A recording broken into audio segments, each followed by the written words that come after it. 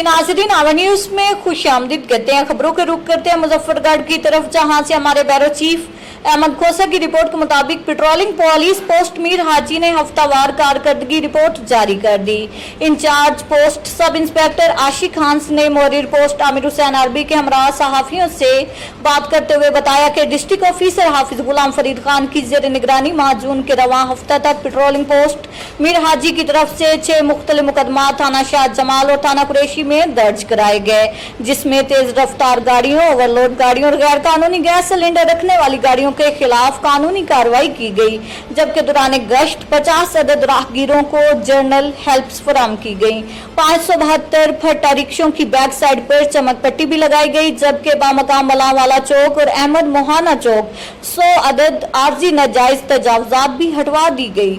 दौरान duty beat area में मुख्तलिफ फलदार और फूलदार पौधे लगाए गए। मजीद बरां बामकाम बस्ती बलोचा व मुनास को हालिया कोरोना वायरस से मुतल्लिक हिफाजती तदबीर के बारे में लेक्चर दिए गए और अवाम में मुफ्त मास्क भी तकसीम किए गए। अवाम उन्नास ने पेट्रोलिंग पुलिस के इस इकदाम को खूब सराहा।